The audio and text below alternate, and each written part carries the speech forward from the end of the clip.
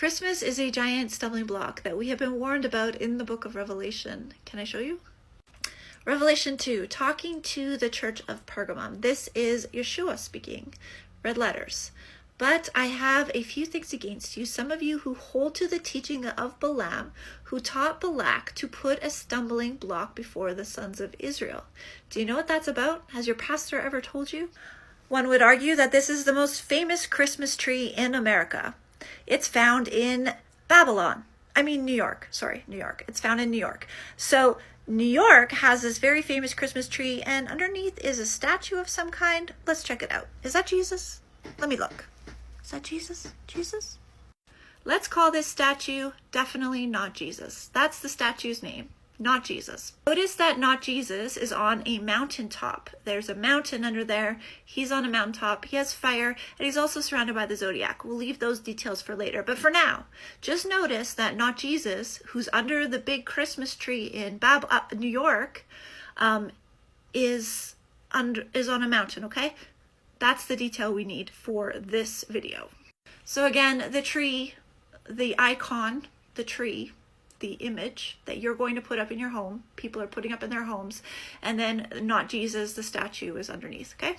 In order for us to know what the stumbling block is that Jesus is warning the church of Pergamum about, we have to go back to the Old Testament, to the story of Bilam and Balak. He's saying, just like Bilam and Balak put a stumbling block in front of the Israelites, you in the church of Pergamum are tripping over a stumbling block. Let's do a quick overview of Bilam and Balak. Balak was the king of Moab. The Israelites were coming through his territory, and he was really nervous about the Israelites being in his territory because they were powerful and blessed, and they were just heading through to go to the other land. They were going through to the land that Jehovah had promised them. They were just heading that direction.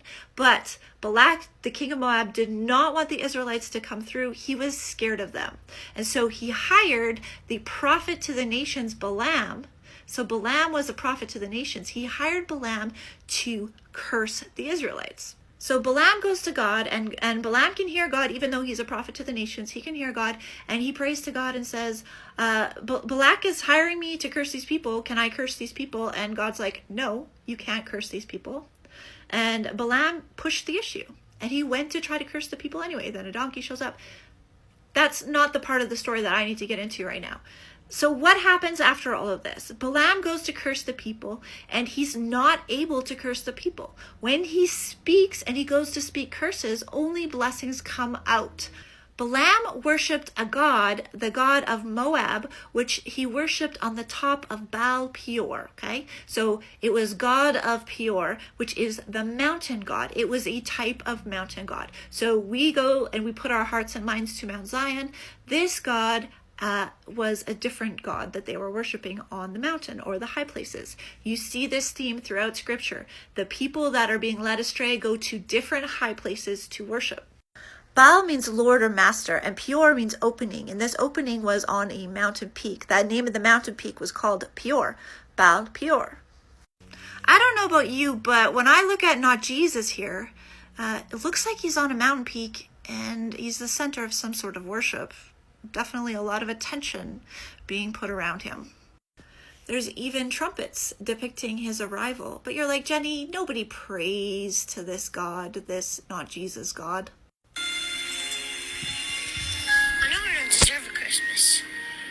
I did do a good deed. I don't want any presents. Instead, I want to take back every mean thing I ever said to my family. Even if they don't take back the things they said. I don't care. I'll love all of them. Including Buzz. If it isn't possible I can see all of them, can I just see my mother? I'll never want another thing as long as I live.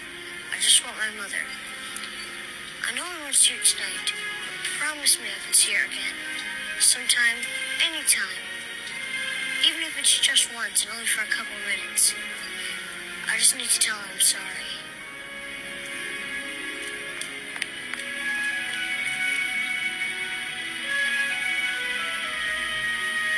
Kevin?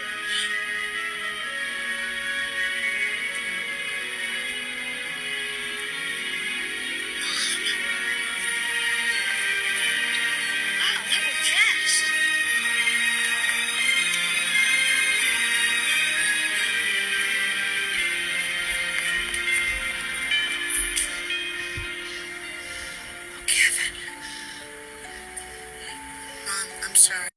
In that production from Holly, deck the halls with Hollywood, Kevin is praying to a tree with a statue of a man, not Jesus, on a mountaintop. I'm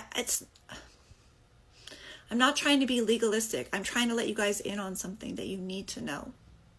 Back to Bilam and Balak. Bilam was not able to curse Israel. Every time he went to curse Israel, blessings would just pour out of his mouth. So amazing, right?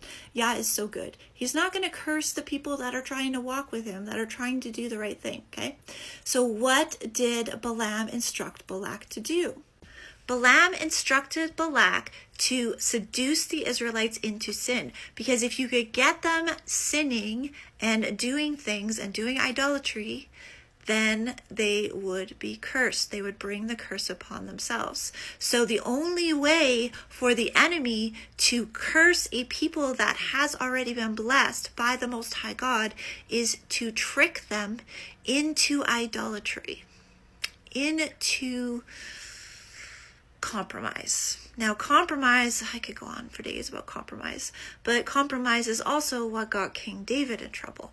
When King David went into compromise and he started working with Achish, he ended up losing all of his wives and children. Do you know any men out there that have been losing their wives and children lately?